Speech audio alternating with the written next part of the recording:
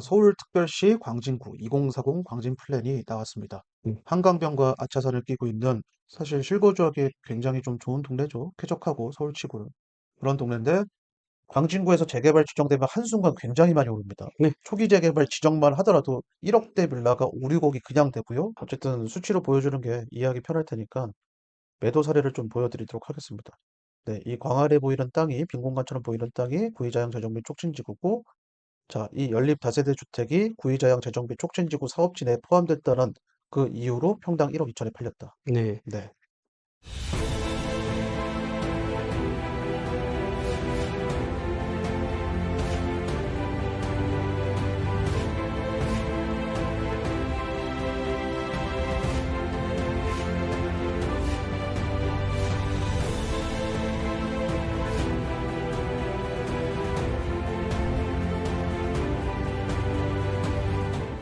안녕하세요. 서경파파입니다. 안녕하세요.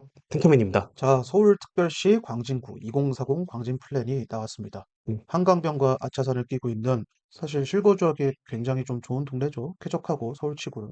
그런 동네인데 사실 정비 사업하는 데 있어서 그리고 디벨롭 고밀도 개발하는 데 있어서 많은 제한이 있는 그런 곳이기도 합니다. 그리고 네. 이제 그 옆에 있는 동네가 이제 성동구죠. 네. 성동구에 비하면 이제 가치 인정을 많이 못 받는다라는 대중들은 아마 그렇게 생각을 할 거예요. 그래서 그간 성동구가 거점 지정을 많이 되고 거점 개발도 열심히 하는 덕분에 땅값이 많이 올랐는데 그에 반해서 광진구는 그렇지 못하고 있더라. 그럼 왜 그렇게 못했느냐? 사실 제한이 많이 걸렸습니다. 이 앞에 보이는 한강도 사실 수변 경관에 대한 제한이 있고요. 그리고 이제 아차산, 아차산 같은 경우에는 삼국시대 이 산이기 때문에 삼국시대 관련된 문화 유적들 뭐 그런 게 상당히 많고, 그리고 광진구 하면 대표적으로 뭐 5호선도 있지만 7호선이 있죠. 7호선 역세권들이 있지만 역세권의 역할을 그동안 못 해왔어요. 네. 그러니까 역세권이라 하면 유동인구가 그 동네에서 제일 많은 곳인데, 그러면 이제 고밀도 개발이 잘 이루어지고 상권 개발도 열심히 해야 되는데, 유독 광진구의 역세권들은 그 옆에 있는 성동구나 뭐 혹은 중랑구랑 비교하더라도 특히나 좀 매우 매우 이상할 정도로 상업지역이 부족하다. 그럼 이제 왜 그러냐? 결국 제한 때문에 그래요. 이제 광진구에 있는 이 지구는 중국 역세권도 그렇지만 네.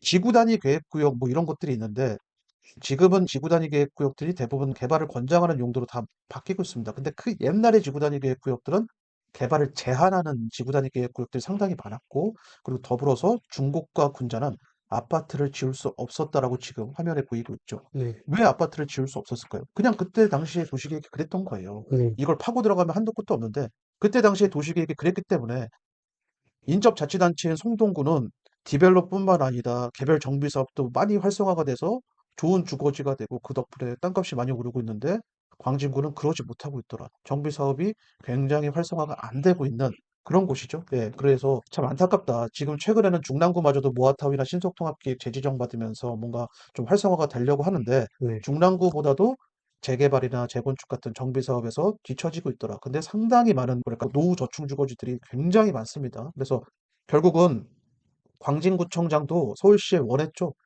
어린이대공원 같은 곳에 사실 어린이대공원도 경관 이런 게 또 제한되는 요소이기도 합니다. 그리고 이제 여기는 대학교도 있죠. 뭐 세종대학교나 건국대학교 같은 것들. 그래서 학교 주변은 대학생들을 위한 하숙이나 뭐 이런 상권 보호를 위해서 과거 트렌드에서는 정비사업 지정이 좀 배제가 되고 그랬던 건데, 이래저래 정비사업이 안 될 만한 요소들이 상당히 많았어요. 제한되어 있어서 그 결과 주거지들이 노후화가 너무 심하다. 그 결과 정주 여건이 너무 안 좋은 자치구가 되었다. 서울 내에서도. 그래서 이제 네. 그걸 어필한 거죠.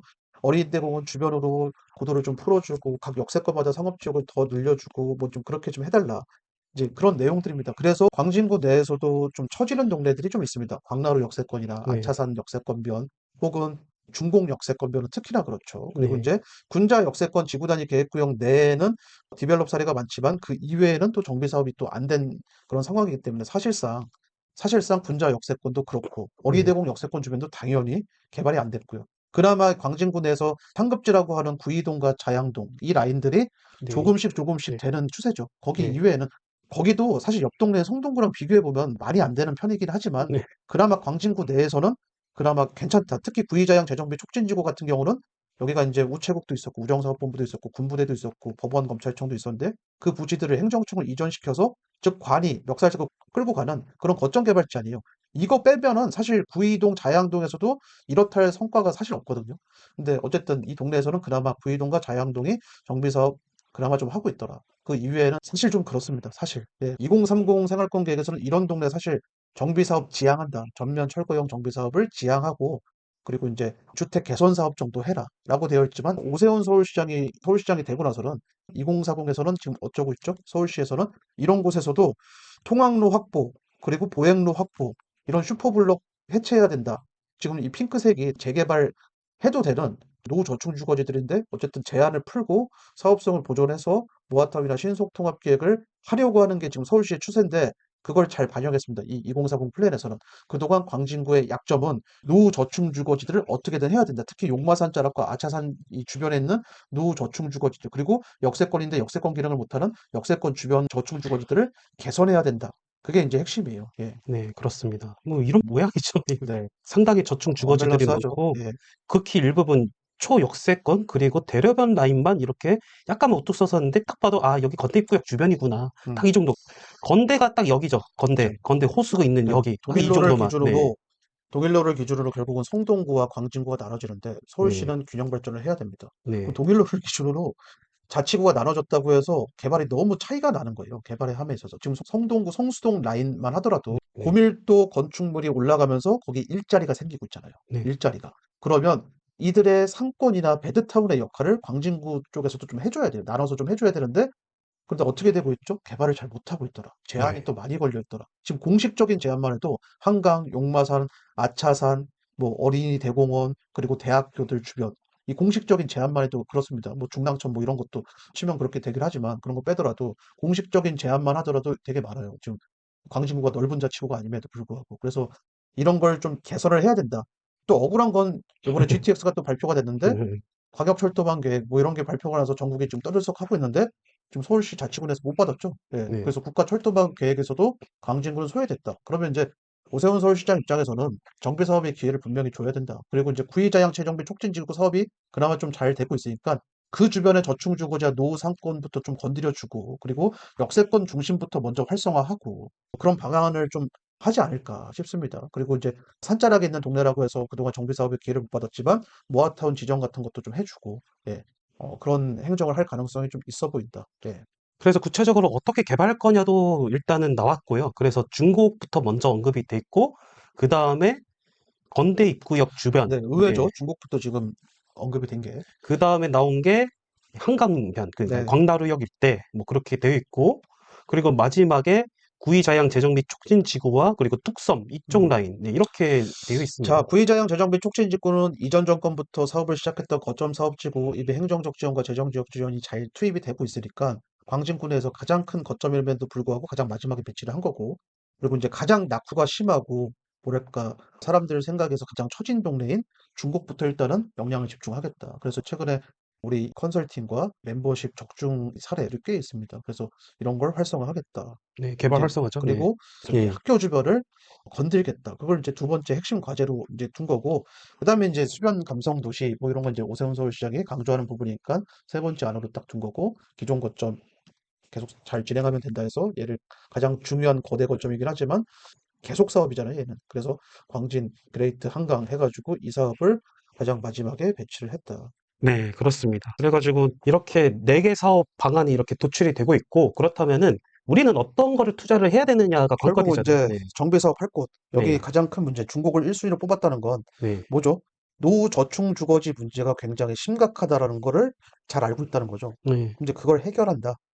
뭐예요? 결국은 정비 사업이에요, 정비 사업. 예. 네. 그래서 서집달에서는 어떤 걸 적중했냐? 첫 번째, 구의자양 재정비 촉진지구에 구의역 모아타운 예상지를 저희가 적중을 했고, 그리고 두 번째, 여기 중곡 역세권 지역에 있는 노후 이런 저층 주거지들 어떻게 개발을 하느냐 다 힌트가 다 나왔거든요. 네. 그래서 작년에 여기를 이렇게 인지하고 있으면은 올해 이런 게 터지잖아요. 그리고 실제로 사업이 진행이 되잖아요. 뭐 그렇게 되면은 대중들은 언제나 템포가 느릴 수밖에 없고 선점한 사람은 빠르게 수익을 낼 수 있다. 이 부분도 서집달이 적중한 지역입니다. 자, 중공역 모아타운 적중 사례에서 보면은 네. 긴 고랑천, 아차산에서 뻗어나가는 긴 고랑천이 보이죠? 네. 이거 사실은 왜 도시계획에 저 천을 갖다 놨지? 라고 생각할 수 있지만 이게 바로 서울시가 강조하고 있는 최근의 트렌드고 천변을 복구한다는 그 명분으로 이 천 라인 주변에 정비사업 구역을 지정하는 겁니다. 이 명분으로. 그럼 이제 아차산에서 흘러내려가는 이 천이 결국은 중랑천으로 흘러가서 저 천 주변으로 뭐랄까 사람들이 걷기 좋은 그런 거리를 만들겠죠. 그리고 이 천 좌우로 아파트를 형성을 시키려고 하는 그 사업입니다. 결국은 이 구간들이 롤 모델이 돼가지고 이 주변으로 개발을 퍼뜨리는 겁니다. 예, 네, 이거예요, 이거. 네, 그렇습니다. 그래서 이런 걸 어떻게 예측하느냐. 다 도시계획이 있다. 그리고 이거 도시계획이 너무 어려운 거 아니냐라는 분들을 위해서 우리 회원님들, 우리 회원님들이 그러니까는 처음부터 도시계획을 알고 있는 사람이냐, 이쪽 업계에 있느냐, 전혀 아닙니다. 그냥 일반인이에요, 일반인. 진짜 직장인 생활 하시거나 아니면 평범한 가정주부거나 그런 분들이 이렇게 공부하시고 이렇게 자료를 올리고 그래서 결론은 뭐다?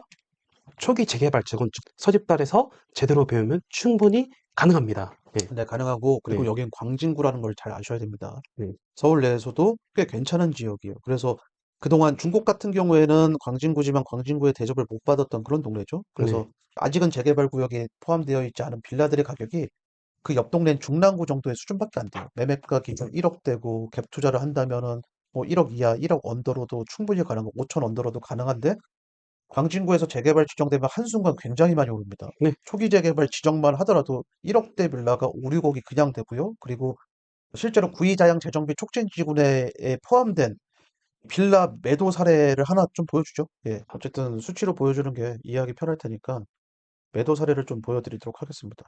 네, 이 광활해 보이는 땅이 빈 공간처럼 보이는 땅이 구이자양 재정비 촉진지구고, 자, 이 연립 다세대 주택이 구이자양 재정비 촉진지구 사업지 내에 포함됐다는 그 이유로 평당 1억 2천에 팔렸다. 네. 네, 그래서 여기 한번 집안을 보죠. 어떻게 되어 있는지.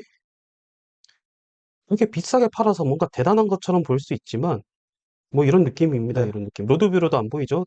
근데 이런 느낌이 빌라라고 보시면 됩니다. 이런 네, 느낌의 빌라. 공간 빌라 스타일의 이런 네. 빌라. 네. 그래서 결국은 아, 이런 지정만 한다면 상당히 좀 폭발적인 동네구나. 그렇게 생각을 하시면 되는데, 그동안에는 정비 사업을 함에 있어서 제한 사항이 굉장히 많았습니다. 예, 네. 사업성도 별로 안 좋았고요.